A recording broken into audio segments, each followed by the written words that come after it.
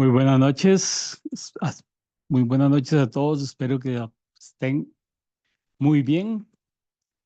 Esta noche damos inicio a un seminario que se ha estado proyectando de la mano de Dios. Eh, es un seminario que va a llevar unos temas muy interesantes, realmente importantes para este tiempo. Entonces, yo espero que todos los que hemos decidido estar en este momento continuemos este seminario porque es una seguidilla de temas los cuales van enlazados uno con otro y la idea no es perder el hilo de ese tema. Así que, bueno, tenemos muy buena expectativa para este seminario, uno de los primeros que se van a ver y no va a ser el único. Viene mucho más. Así que les doy la bienvenida a cada uno de ustedes y más bien los invito en este momento para que podamos tener una palabra de oración para poder iniciar. Oremos. Amante y buen Dios que estás en los cielos, santificado sea tu buen nombre, Señor. Te damos las gracias, Dios mío, por esta oportunidad, por permitirnos, Dios Santo, poder estudiar tu palabra y que tu Espíritu Santo sea el que pueda dirigirla y nos haga entender cada una de las cosas que tú quieres que nosotros sepamos para este tiempo, Señor. Que tu Espíritu Santo more en cada uno de nosotros y claramente que sea dirigido también el pastor Balbuena, el que trae tu palabra, Señor. Te damos las gracias, Dios Santo, porque esto es obra de tus manos, Señor, y queremos, Dios mío, que tú lo dirijas, Señor. En tu buen nombre, Jesucristo. Amén. Ok, sean muy bienvenidos cada uno de ustedes y en este momento doy el pase al pastor Balbuena, va a ser el que va a dirigir este seminario. Bien, una feliz noche para todos. Bienvenidos todos. En verdad que nos sentimos muy contentos, muy alegres de que puedan haber atendido esta invitación.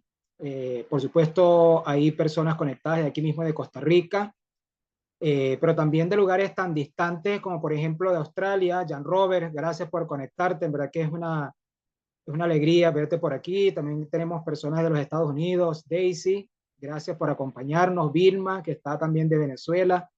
Gracias por estar aquí conectados y por supuesto cada uno de nuestros hermanos de aquí, de nuestra querida Costa Rica, con la bienvenida, la acogida que nos han dado a este programa. Gracias por acompañarnos y esperamos realmente sí que este programa pueda cumplir las expectativas que se han proyectado.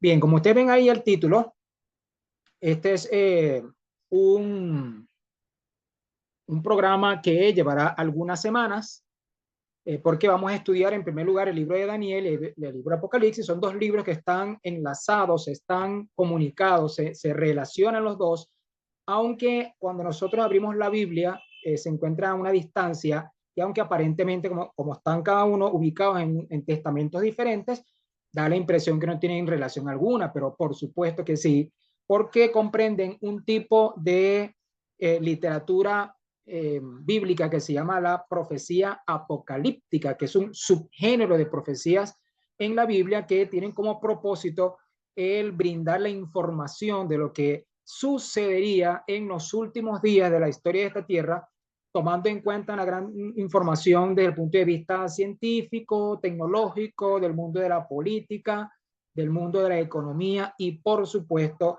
del mundo religioso y sobre todo del triunfo del pueblo de Dios. Llámese pueblo de Dios toda aquella persona sincera de corazón que con pura conciencia obedece a Dios según el dictado pues, de la razón y de lo que encuentra allí en las Sagradas Escrituras. No quiero dejar de continuar este tema sin darle la bienvenida a Carol. Carol, gracias por acompañarnos. Carol es una de mis alumnas. Carol Garita, gracias por estar allí. Seguramente estás conectada con tu mamá.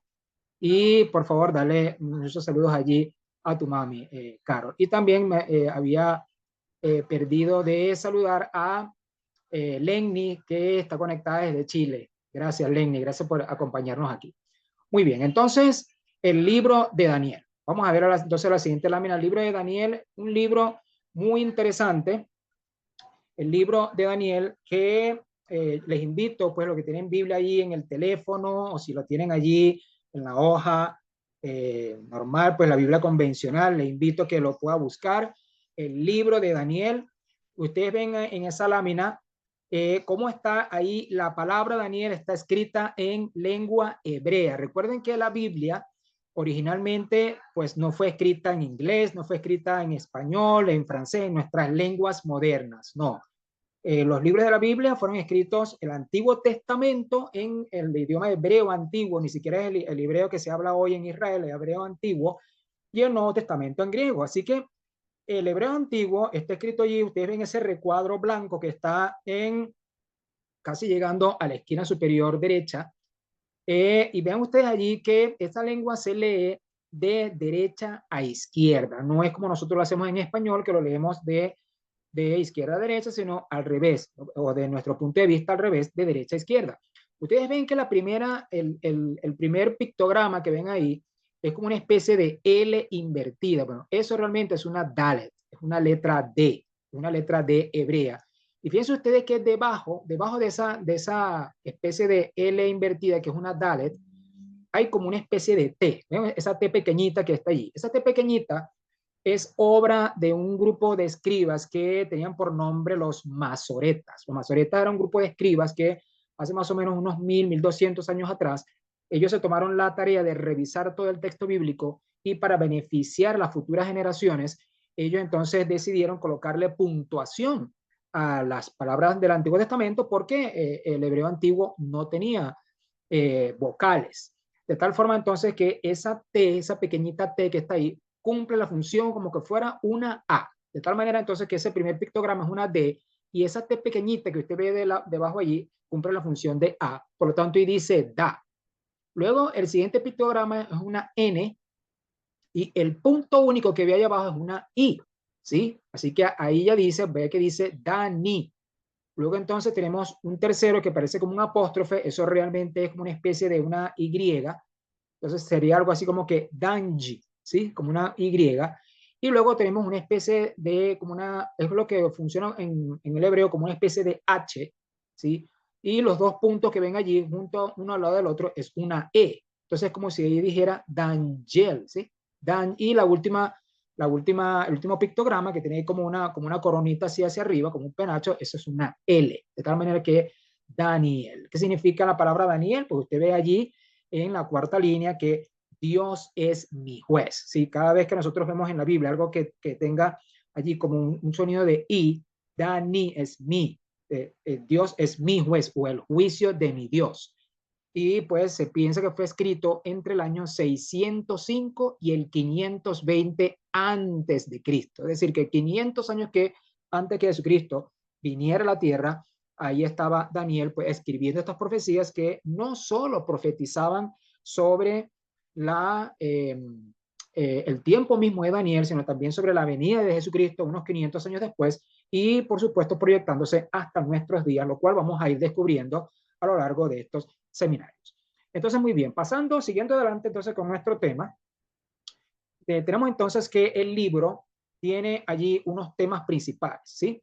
Pero para poder agrupar esto en los temas principales, vale la pena recordar que tradicionalmente, vean ustedes la palabra que estoy diciendo, tradicionalmente el libro de Daniel se ha dividido en dos mitades. ¿Sí? Una primera mitad que los historiadores y los teólogos lo han llamado la primera mitad histórica, ¿sí? Y una segunda mitad profética. ¿Qué quiere decir esto? Quiere decir que los primeros 6 capítulos tienen que ver con anécdotas, con momentos, con situaciones que Daniel y sus compañeros pasaron allí en una tierra extraña. Mientras que los otros 6 capítulos contienen información mayoritariamente sobre el futuro luego después de Daniel, los siglos que sucedieron después de Daniel. Pero este humilde servidor ha considerado que este libro probablemente deberíamos darle otro tipo de enfoque, a lo que humildemente lo hemos llamado microprofecías. ¿Qué es esto de microprofecías?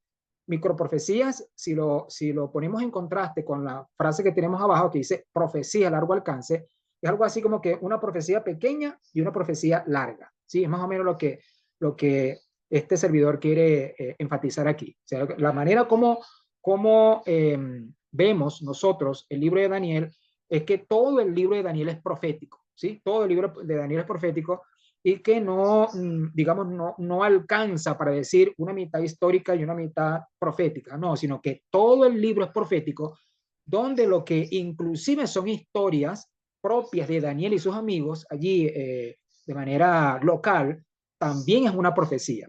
¿Por qué digo esto? Porque nosotros vamos a ir descubriendo, a medida que este seminario avance cada martes a esta hora, vamos a ir descubriendo que realmente cada anécdota de Daniel y sus amigos es como una representación en miniatura, en pequeño, de lo que sucedería en el mundo y lo que sucederá más adelante. O sea, que realmente esa experiencia que le está ocurriendo a Daniel y a sus amigos allí es como un anticipo, pero de manera pequeña, de algo más grande que acontecería siglos más adelante después de Daniel o que todavía no ha acontecido en la historia del mundo. Por eso es que no, humildemente nosotros hemos considerado que todo el libro es profético realmente y que lo hemos llamado distinciones proféticas. Así que este título de distinciones proféticas es una marca de fábrica de su canal, este canal pues, de YouTube por el cual estamos haciendo esta transmisión se llama El Reloj Profético. Así que esta es una marca del reloj profético y es un título que hemos creado en nuestro canal Crecimiento Sin Límites que este servidor dirige. Así que entonces, continuando entonces con la siguiente lámina, ¿cuáles son entonces los temas principales del libro? Realmente el libro tiene muchos temas. Si nosotros nos pusiéramos a hacer una lista de todos los temas que tiene el libro de Daniel, bueno, realmente son muchos, pero por supuesto no vamos a abrumar a nuestra querida audiencia con tantos temas y toda la gama de asuntos que cubre el libro de Daniel lo podemos resumir en tres temas que también son producto propio de este canal, producto propio. Lo primero es la recompensa de la fidelidad, ¿no? Que se ve en Daniel y sus amigos y que se ve también a lo largo de la historia, como lo veremos, por ejemplo, cuando estemos estudiando Daniel 7, Daniel 11 y hasta Daniel 12. En segundo lugar, la historia, vean ustedes lo que decimos ahí, la historia del triunfo del pueblo de Dios. No podemos simplemente limitarnos al hecho de que Daniel revela los imperios del futuro. Que lo que pasó políticamente en tal región, en Asia, en Europa, este acontecimiento histórico, este imperio, porque realmente el plan general de Dios no es realmente revelar la historia secular por sí misma o la historia religiosa. Lo que Dios quiere realmente revelar es cómo a través de la historia del tiempo, del auge, de la caída de los imperios, del auge y la caída de los países, del auge y la caída de los gobernantes, en medio de toda esa trama complicada, Dios está cumpliendo su propósito para que su pueblo finalmente pueda obtener la victoria final. Eso es lo que realmente Dios quiere revelar. No es simplemente una curiosidad histórica para que nosotros conozcamos la historia política del mundo desde el principio hasta el final y eso es todo. No, sino que más allá del plano terrenal, del plano humano, de cómo se manejan los asuntos en la tierra, Dios está cumpliendo un propósito no solamente en la tierra, sino en el cielo. Y por supuesto, el significado del templo.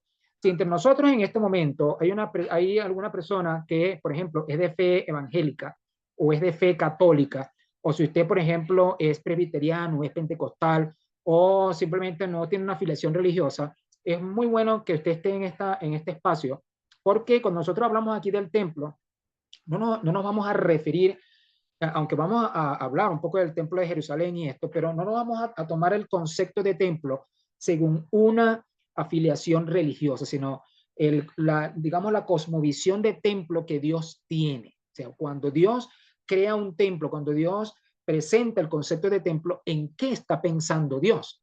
Si Dios está pensando realmente en una religión por encima de otras religiones, o qué es lo que realmente Dios está pensando con el tema de templo, y eso pues lo vamos a descubrir a medida que este seminario avance, descubrimientos muy interesantes que obviamente nos van a hacer crecer desde el punto de vista humano y desde el punto de vista religioso espiritual. Entonces, siguiendo adelante con esto que hemos dicho, tenemos entonces esto que tenemos aquí. Vamos a ver, como en efecto lo vamos a comprobar dentro de unos minutos, el libro de Daniel comienza con un templo destruido. Usted dirá, pero ¿qué me importa a mí ese templo destruido? Eso pasó hace muchos siglos allá. Usted pues lo va a ver dentro de poco. El libro de Daniel comienza con un templo destruido y cuando el libro de Daniel termina está el templo restaurado. Vamos a ver qué implicaciones, qué conexión tiene eso para nosotros. En la siguiente lámina entonces podemos ver otro tema que tiene contraste y es cómo comienza el libro. El libro comienza con un pueblo de Dios que está cautivo, que fue llevado cautivo, fue llevado, vamos a decir, esclavo, y el libro termina con un pueblo de Dios liberado, es decir, de la cautividad a la liberación. Muchos de nosotros, amigos, por más que nosotros tengamos alguna libertad financiera o libertad desde el punto de vista de salud o libertad en cualquier otro aspecto, es posible que algunos de nosotros, aunque creamos que somos libres o porque quizás vivimos en un país donde no hay esclavitud o porque hayamos migrado a otro país con diferentes ambientes socioeconómicos, pensamos que estamos libres, pero es posible que la esclavitud que nosotros tengamos la tengamos dentro de nosotros y no nos hemos dado cuenta. Por eso es muy importante que durante este estudio que tendremos todos los martes hasta ahora, podamos distinguir en qué aspectos estamos siendo cautivos y en qué aspectos podemos ser liberados. Dicho esto, entonces pasamos a la siguiente lámina, donde estamos entonces contemplando allí, y así ya entramos, y les invito, por favor, a que puedan ver en su Biblia, por favor, busquen allí el libro de Daniel, y ya nos podamos ubicar. ¿Qué estaba pasando en el mundo en ese momento? ¿Sí? Entonces, ahí nos estamos ubicando en este momento, según ya vimos en una lámina anterior, que el libro de Daniel fue comenzado a escribir más o menos por el año 605 antes de Cristo. Usted está viendo en esa lámina que puede notar allí en la pantalla que hay dos colores predominantes. Hay un color así como una especie de violeta, como un violeta pálido, y encima hay otra como otra media luna, más o menos como de color naranja, ¿sí? Esa media luna de color naranja incluye todo el lila también, todo el lila. Ve usted que por la parte de abajo como que se ve un poco como el color naranja allí, ¿sí? Eso quiere decir que el imperio que gobernaba en ese momento era el imperio de Asiria, ¿sí? Esa palabra Asiria que usted ve allí arriba, Asiria. Y si usted ve un poquito debajo de Asiria, va a ver ahí la ciudad que tiene el punto más grande. Esa ciudad es Nínive. Nínive era la capital del imperio asirio. Nínive, como decir Estados Unidos, capital Washington, como decir Francia, capital París, como decir Italia, capital Roma. Así que la capital de Asiria era Nínive.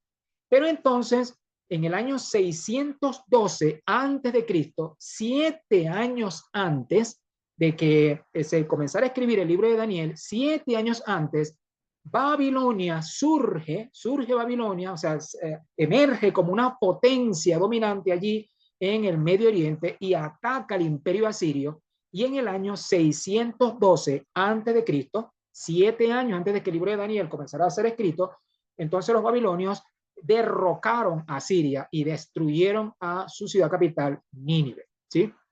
A partir de allí, entonces, Babilonia comienza a ser la gran potencia del mundo y que se apodera de todos esos territorios que anteriormente estaban siendo dominados por Asiria.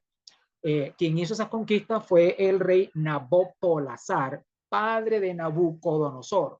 Cuando usted entonces entra allí a la Biblia, ve allí Daniel capítulo 1, usted va a encontrar allí en Daniel 1 que en el primer versículo, usted lo ve allí, Daniel 1:1, usted ve allí ese rey que se menciona, el rey Nabucodonosor, que era hijo de ese Nabopolassar que comenzó con el auge de Babilonia. Pero ¿qué hizo este Nabucodonosor? Este Nabucodonosor dice ahí el capítulo 1, versículo 1, que comenzó a conquistar y entre todas esas conquistas también llegó a Jerusalén. Usted se orienta ahí en el mapa un poco hacia la izquierda, y allí usted se orienta a la izquierda y va a encontrar que dice Siria, y debajo de Siria va a encontrar que dice ahí Damasco, y más abajito dice Jerusalén. Bueno, el rey Nabucodonosor dio toda esa vuelta por arriba, por allá por donde dice Mesopotamia, bajó por todo eso por Siria y llega a Jerusalén, y también entonces llega y la invade en el año 606, y ese año 606 coincide con el primer versículo que usted ve ahí en la Biblia que dice en el tercer año del rey Joacim,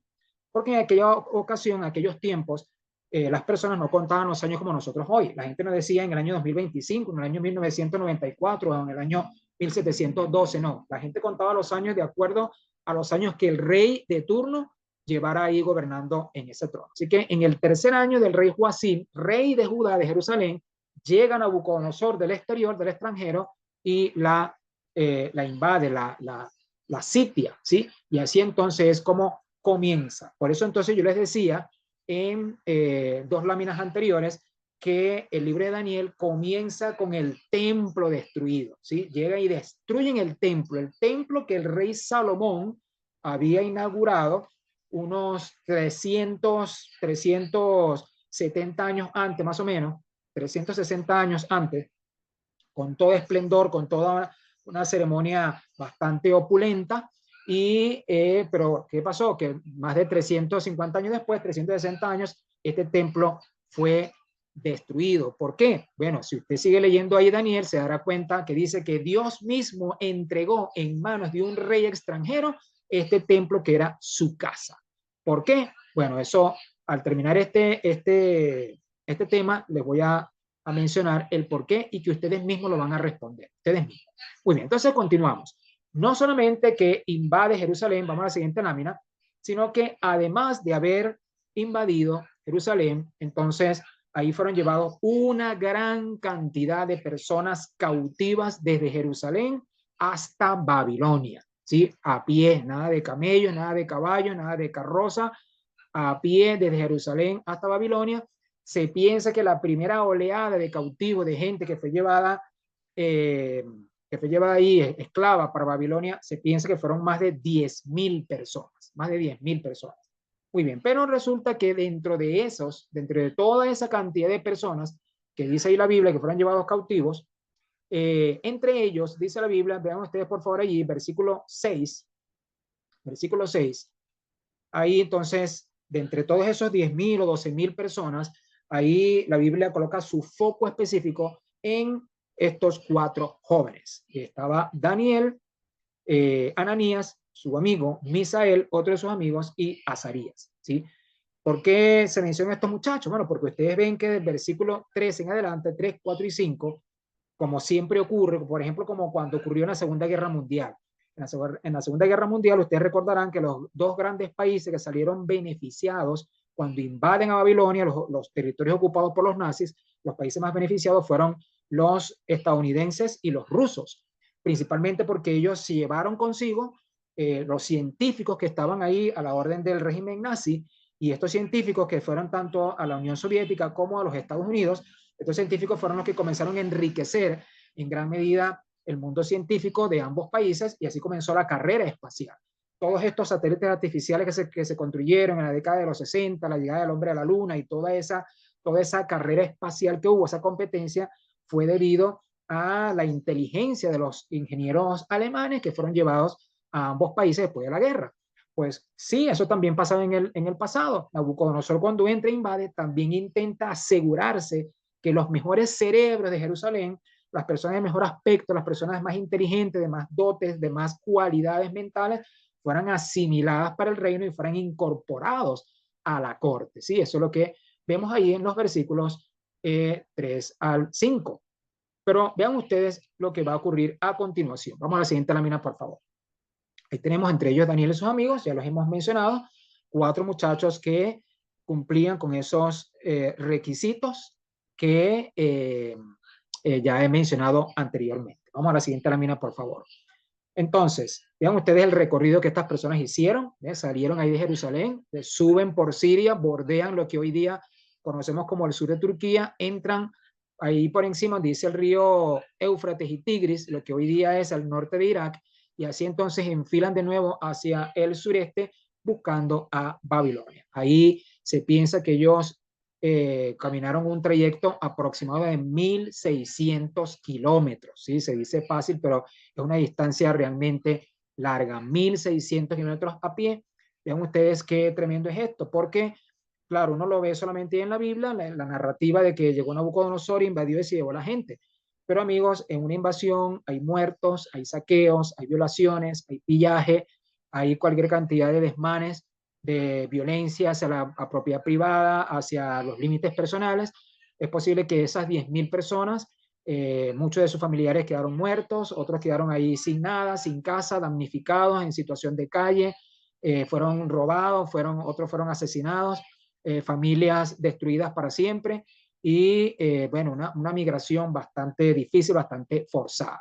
Es una palabra migración que muchos de nosotros podemos entender hoy, porque el mundo entero en la actualidad, el mundo entero está envuelto en el drama de la migración.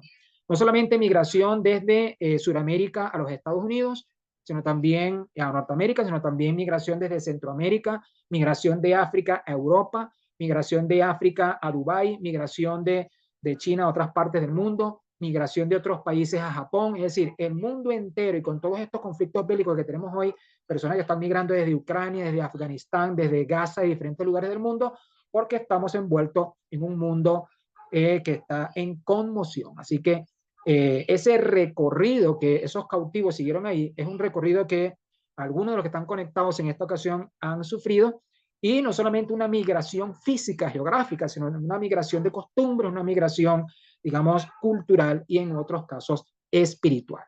Entonces, pasamos entonces a la siguiente lámina, donde cuando los cautivos llegan allí a Babilonia, pues se encuentran con la ciudad más rica de la antigüedad, ¿sí? Recuerden que es el año 606 antes de Cristo. Roma no había surgido todavía, apenas Roma estaba en sus primeros pasos como república, todavía como reinado, todavía no se había instalado la república. El Senado romano se instaló ahí en Roma en el año 509 aproximadamente, o sea, faltaban todavía unos casi 100 años para que Roma comenzara a surgir como la ciudad del Senado. Atenas sí, Atenas era una ciudad muy cultural, pero no era tan rica como Babilonia. Babilonia, por estar tan cerca del Océano Índico, le permitía que sus caravanas se unieran con el comercio de África, con el comercio del Medio Oriente, con el comercio de Asia Menor, que hoy es Turquía, con el comercio de Persia, y es probable que venían caravanas también desde la India y de más allá. Una ciudad muy rica, una ciudad que entre sus construcciones tiene la que más destaca ahí, es esa pirámide escalonada que vemos ahí, que es el Sigurat de Temeranqui, y también se piensa que fue la sede de los famosos jardines colgantes, que se piensa que el rey Nabucodonosor hizo en honor a su esposa Semiramis, para que ella no extrañara tanto y se sintiera como en casa, no extrañara tanto a su tierra natal.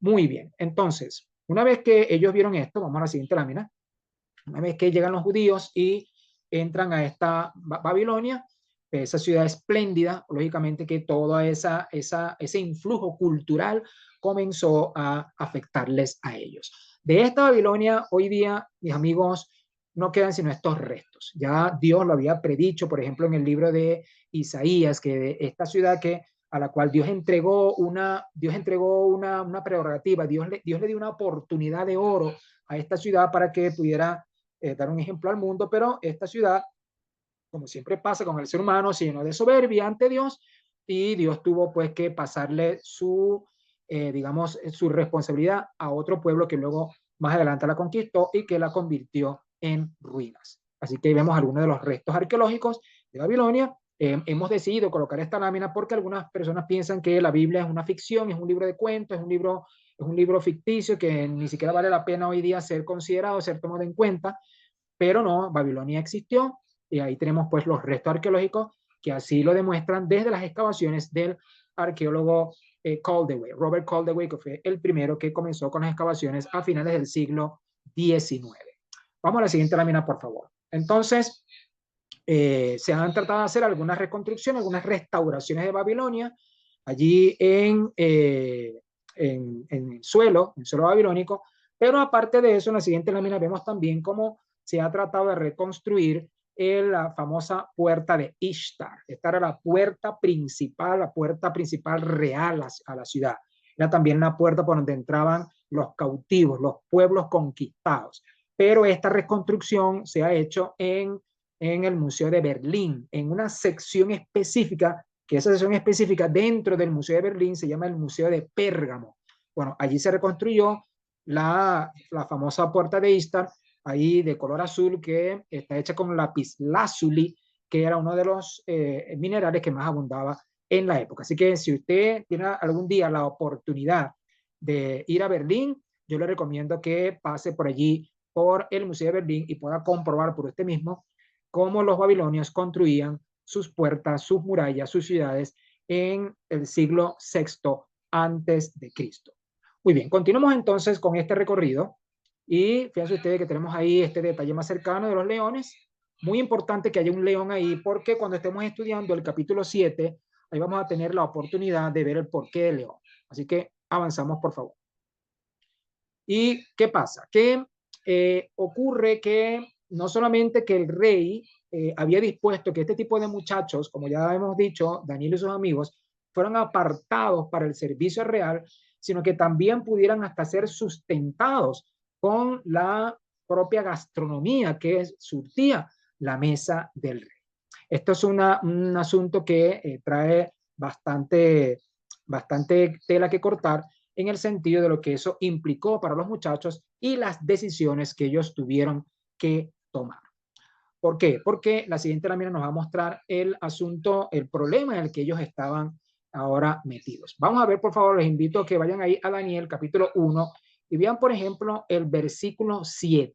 Vean ustedes el versículo 7. El versículo 7 dice ahí que a estos muchachos que ya tenían por nombre Daniel, Ananías, Misael y Azarías, vean ustedes el versículo 7, a estos el jefe de los eunucos puso nombres, es decir, obviaron los nombres que ellos tenían y le pusieron otros nombres.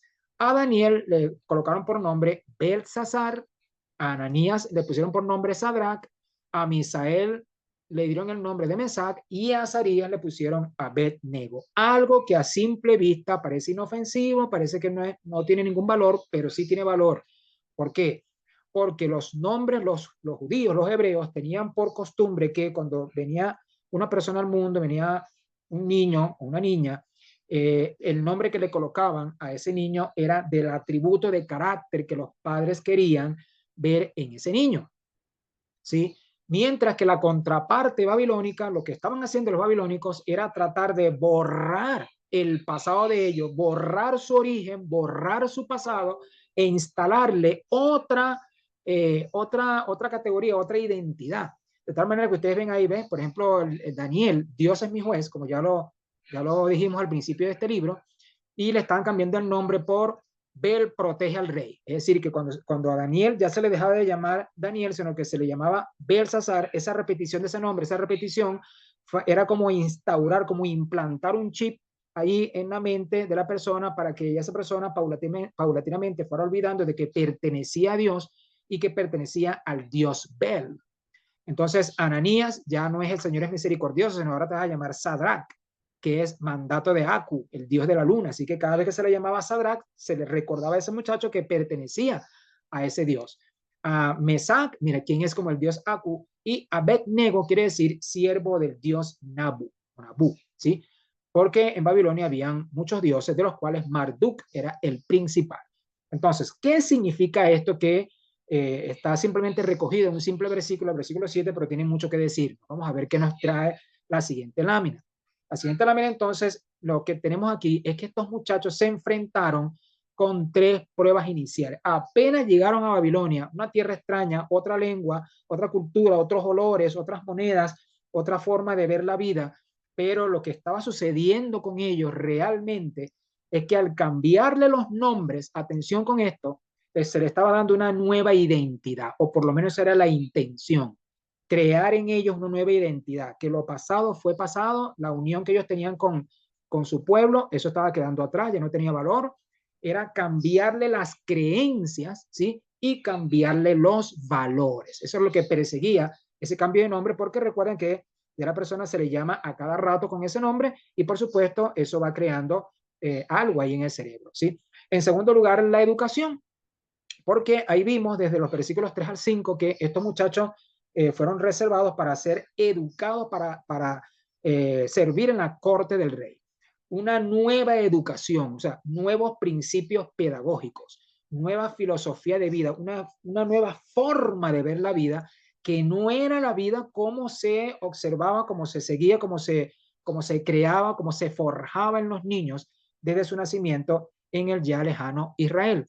Y por supuesto, lo que dije así, solamente lo mencioné de manera sucinta hace unos segundos atrás, el cambio de alimentación, o sea, una nueva dieta, nuevos platos, nueva gastronomía, nuevos principios de salud, nuevos principios de nutrición, una nueva visión del cuerpo humano, ¿sí? Porque cada pueblo antiguo tiene una visión del cuerpo humano.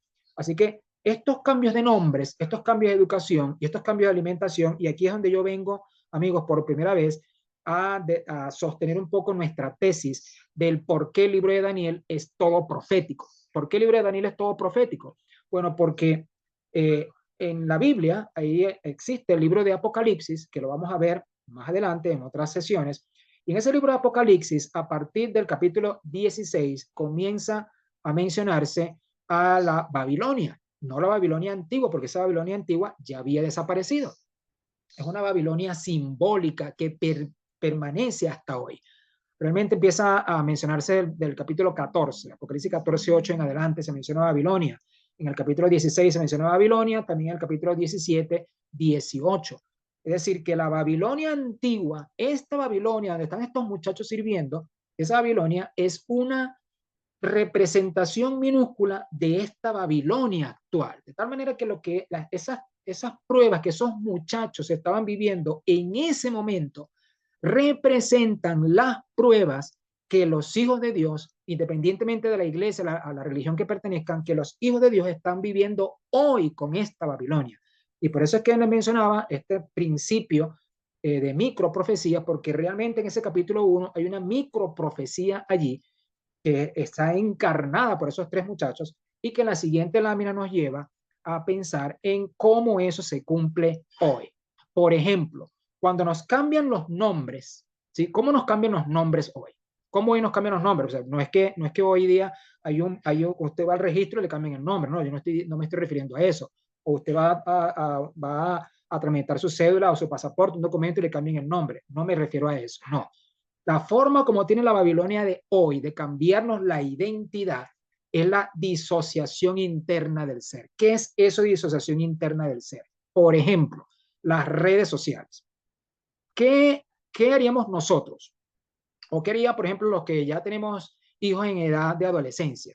¿Qué le pasaría a nuestro adolescente o a nosotros mismos en nuestra edad adulta? ¿Qué nos pasaría si nosotros colocamos una foto? Ahí puede ser en Facebook, puede ser en Instagram, puede ser en alguna otra red social, un pequeño video en TikTok o en otra. ¿Qué nos pasaría a nosotros si a la vuelta de una semana, si a la vuelta de 15 días, de 2 semanas, esa foto que a mí me parece que es la foto más espectacular que me he tomado en mi vida y la posté allí, y al cabo de 2 semanas no, esa foto no tiene ni un solo like? ¿Qué nos pasaría a nosotros? Ni un solo like. Bueno, ¿saben qué va a pasar? Y principalmente mientras menos edad tenemos, así tengamos 25 años, 20 años o 15 años, mientras menos edad tengamos, eso va a causar un impacto increíble en nuestro ser, un impacto tremendo. ¿Por qué? Porque este tema de las redes sociales nos ha llevado a depender de la validación externa, la validación de otros para yo creer en mi propio valor. De tal manera que cuando yo no recibo de afuera el feedback de que mi foto es bonita, de que mi foto es aceptada, entonces yo me hundo en mi depresión y entonces, bueno, viene el colapso del ser humano. Otro asunto de cómo se está causando hoy la disociación interna del ser es cuando nos hemos acostumbrado a hacer todo con la tecnología y hacer todo con un botón.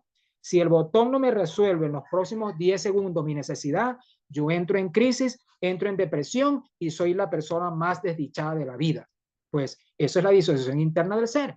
Y cuando nosotros vamos un poco hacia atrás, a unos 5 años de atrás, vamos a mantenernos todavía, por favor, en la lámina donde estamos, en la anterior. Sí, gracias.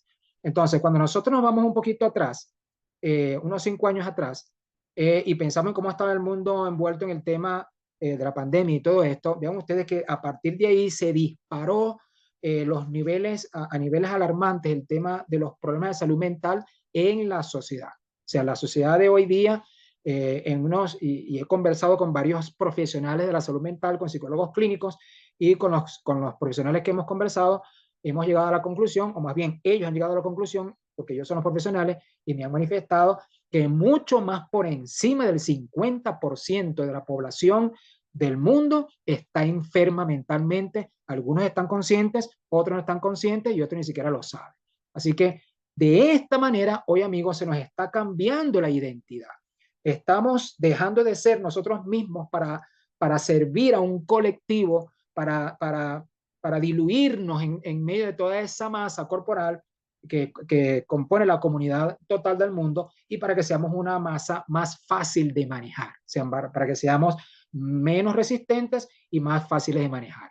En términos de educación, hermanos y amigos, en términos de educación hemos llegado a un punto en el mundo donde afortunadamente hay países como Finlandia, como Japón y como otros más que han dado un paso al costado y están implementando otras técnicas de enseñanza, otras técnicas de aprendizaje que le sacan mucho más provecho al ser, porque la educación occidental todavía como está, hermanos y amigos, como está hasta este momento, ha llegado a un momento que hasta puede decirse que algunos métodos son hasta deplorables, porque las personas estudian para pasar un examen.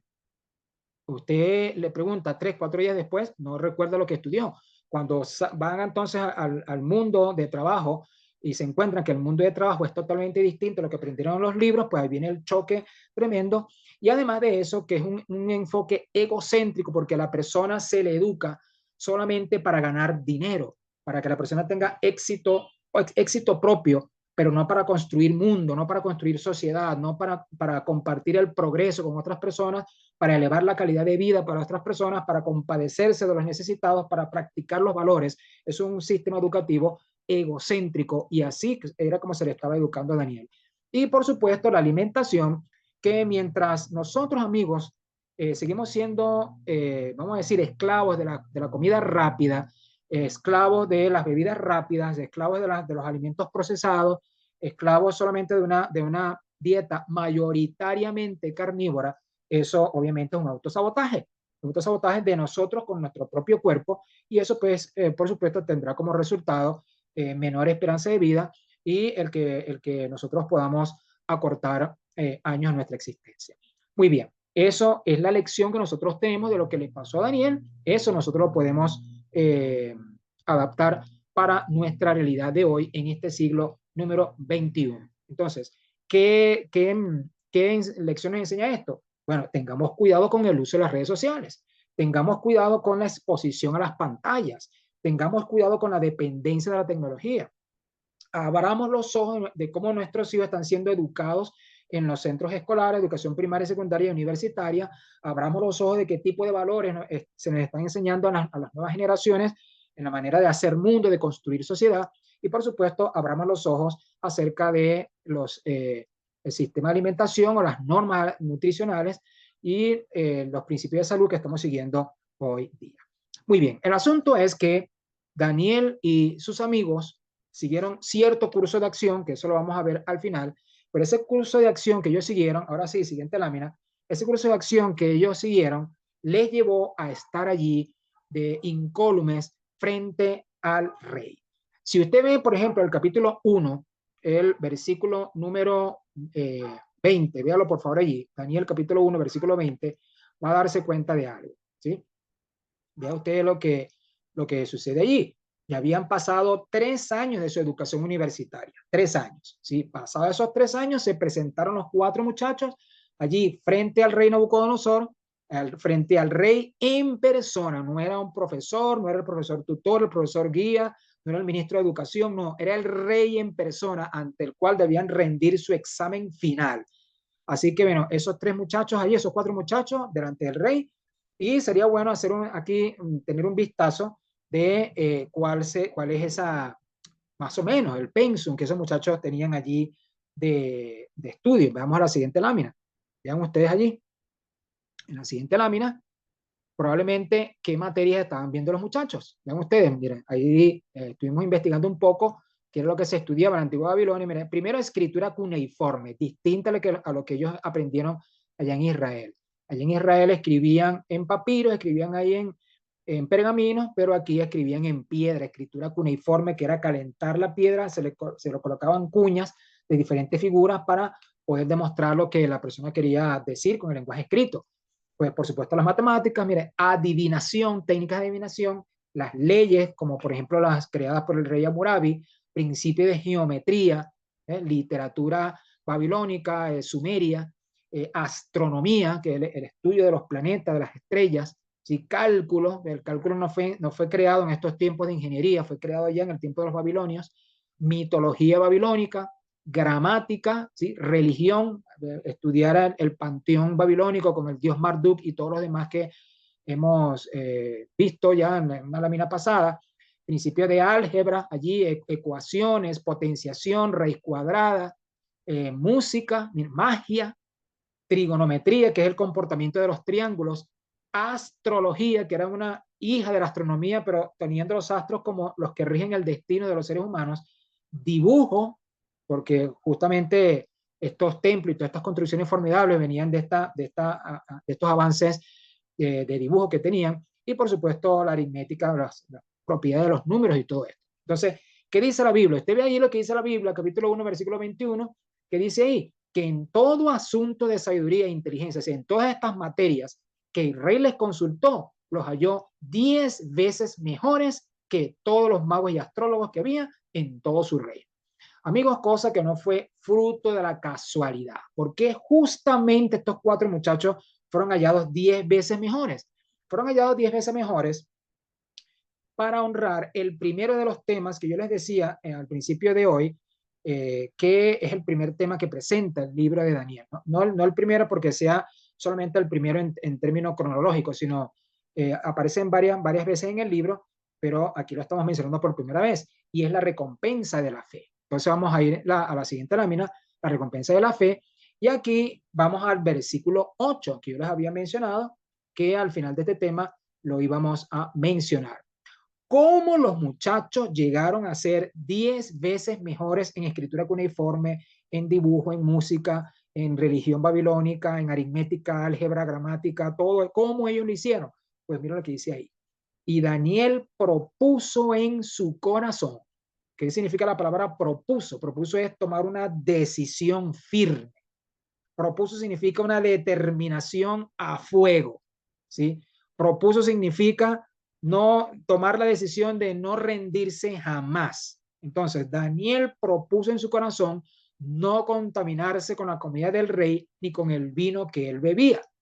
Por lo tanto, le pidió al jefe de los eunucos, como decir, el jefe de cocina, que estaba encargado de toda la parte gastronómica, que no se lo obligaba a contaminarse, sino que usted ve más adelante, versículo 12, sino que le pidió 10 días. Mira, pruébesenos 10 días. Denos, en vez de darnos estas bebidas nocivas, denos agua.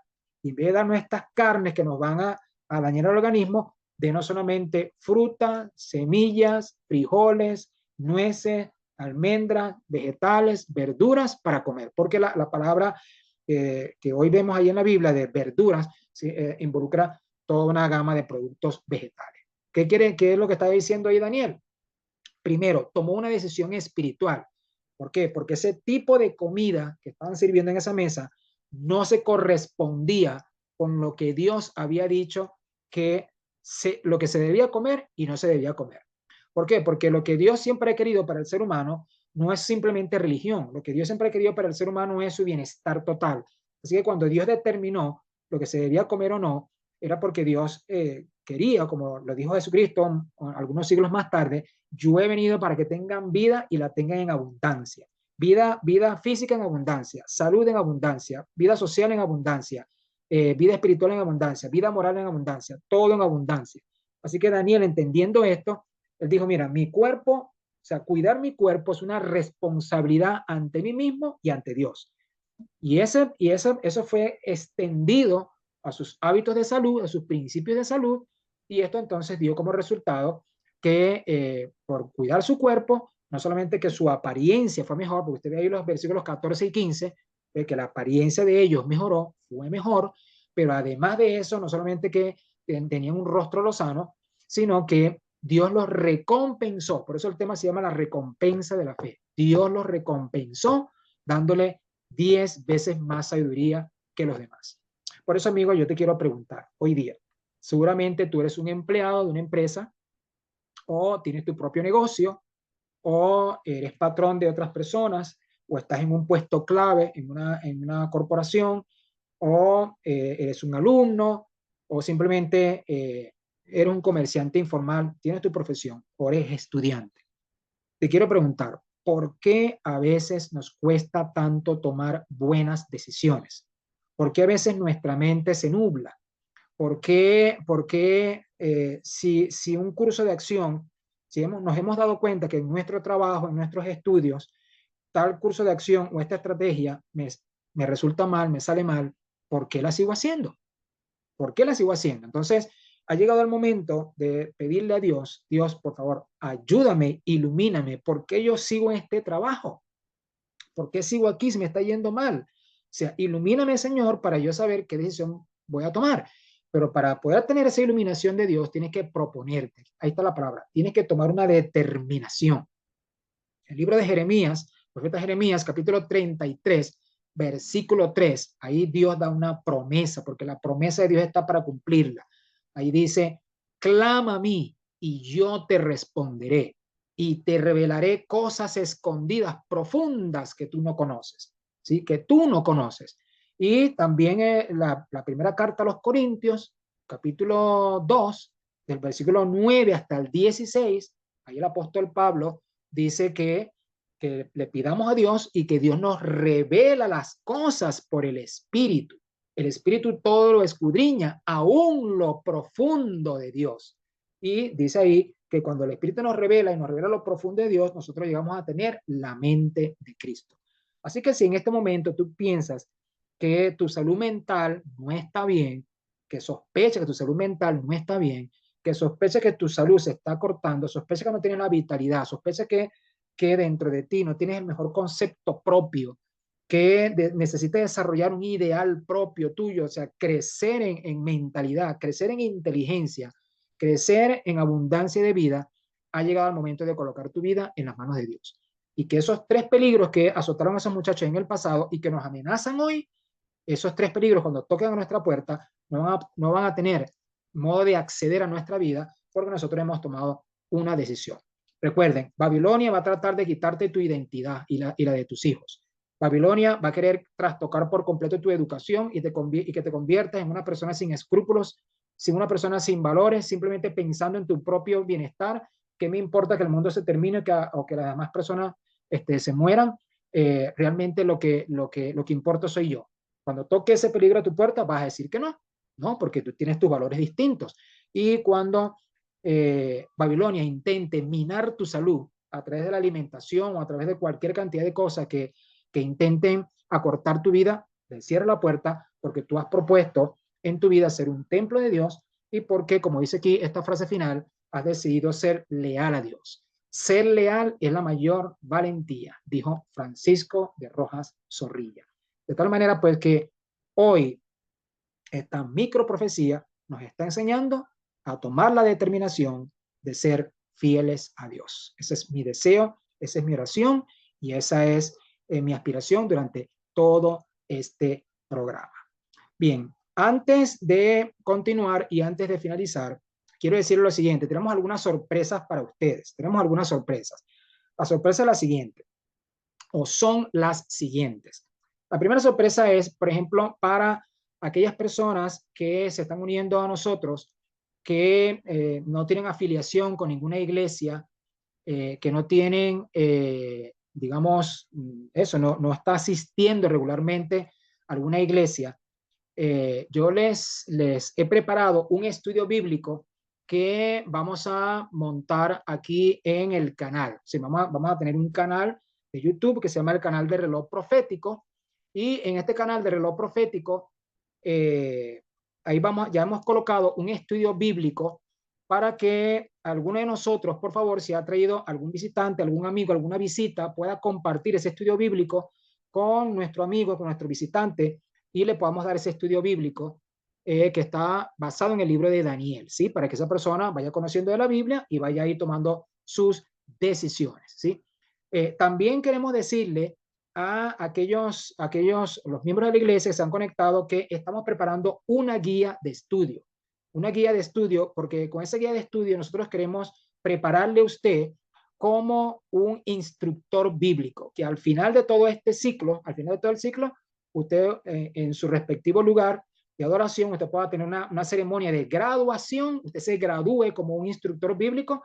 Usted tiene que para eso completar la guía que ya yo he preparado, tiene que completar los requisitos allí, tiene que presentar un proyecto final, y ese proyecto final lo vamos a revisar, lo vamos a evaluar, y usted va a recibir su certificado. Así que nuestros amigos van a recibir su certificado de estudio bíblico, y usted, querido amigo, miembro de iglesia, usted va a recibir su certificado como instructor bíblico. Y además de eso, vamos a mandar un libro por PDF, el mejor libro de Daniel que se pueda encontrar por PDF, escrito por el pastor William Shea, que es una de las eminencias más grandes que hay en el mundo sobre el libro de Daniel. Eso lo va a tener ahí en el canal también, va a tener el libro PDF, y va a ser uno de los requisitos de este curso, poder tener acceso a todos esos materiales, de tal manera que usted va a ser muy bendecido.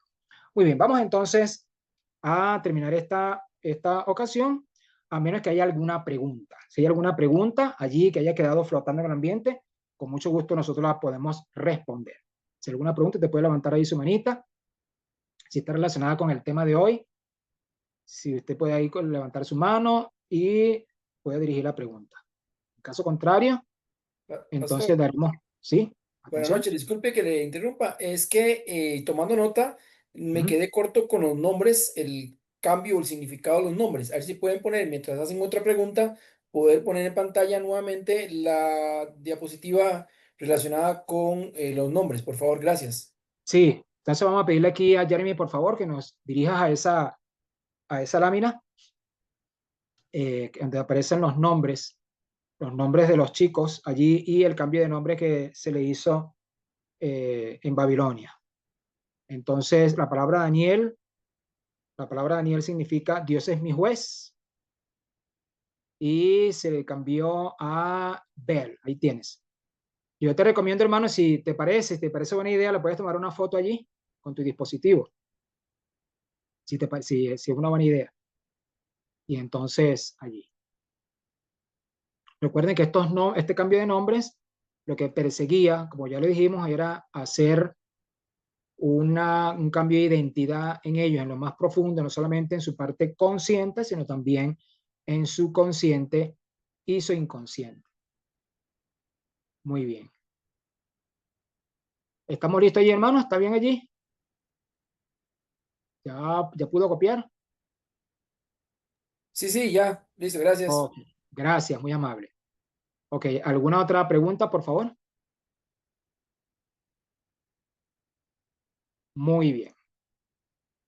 También, bueno, antes de irnos, queremos entonces darle saludos a varios que están aquí conectados. Francis de Estados Unidos, gracias por estar aquí. Francis, Florana desde Venezuela, también gracias por estar con nosotros. También está Nelsi desde Colombia, gracias. Nairobi también desde Colombia, gracias por acompañarnos aquí. Adriana Gil, hermana, amiga, querida, estamos orando por ti, recuerda esto. La familia Mañez de Dallas, gracias por unirse. Si me falta alguien, por favor, allí me recuerda. Muy bien, vamos entonces a continuación a proceder a orar para cerrar este programa. Si alguna persona me faltó por saludar, por favor, perdónenme, porque realmente tenemos varios. A ver, ahí producción nos puede decir, por favor, cuántas personas se han conectado en este día.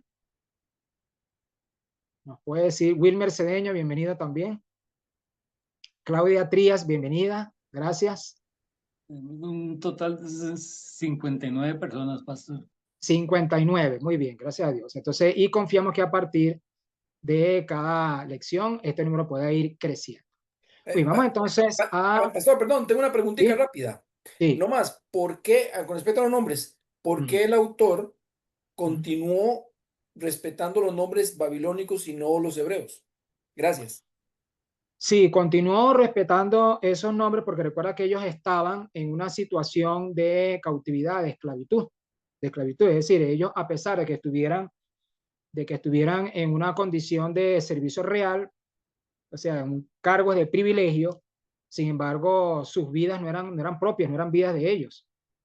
Sus vidas le pertenecían al rey, así que los escritos que ellos escribían también seguramente estaban bajo la supervisión del rey. Es más, hay algunas secciones del libro de Daniel que están escritas en arameo. El arameo no es una lengua original de Israel, el arameo es una lengua sumeria, y eso habla de la influencia del libro. Así que, a pesar de que ellos tenían una posición real, pero ellos estaban bajo la tutela del rey Nabucodonosor. Es por eso. Entonces, ellos estaban teniendo que caminar como en un filo bastante fino para no cometer ningún error que pudiera significar la quema o la destrucción de esos rollos, de esos libros.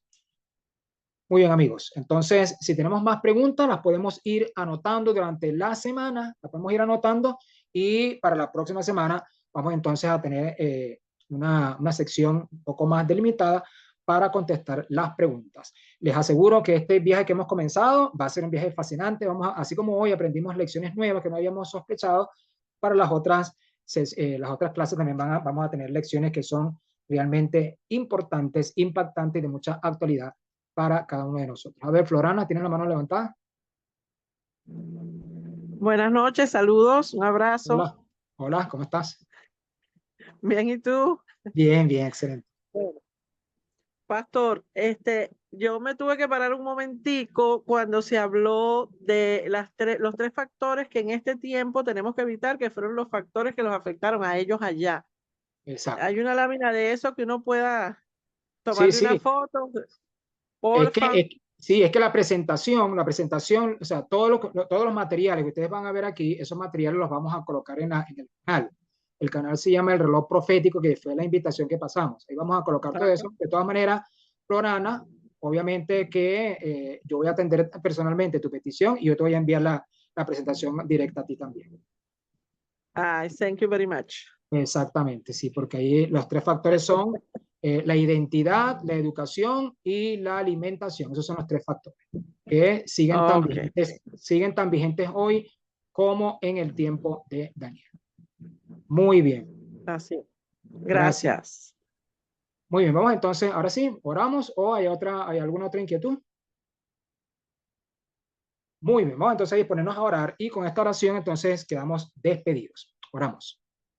Dios, gracias te damos en este momento por ser tan bueno con nosotros. Gracias por este estudio y gracias por las lecciones que hemos aprendido. Te pedimos, oh Dios, que pueda ser una realidad en nuestra vida, que podamos aprender de Daniel y sus amigos, que podamos aprender a ser fieles, y que estas lecciones que ellos nos enseñaron, Señor, que ellos pusieron en práctica, puedan ser una realidad en nuestra vida.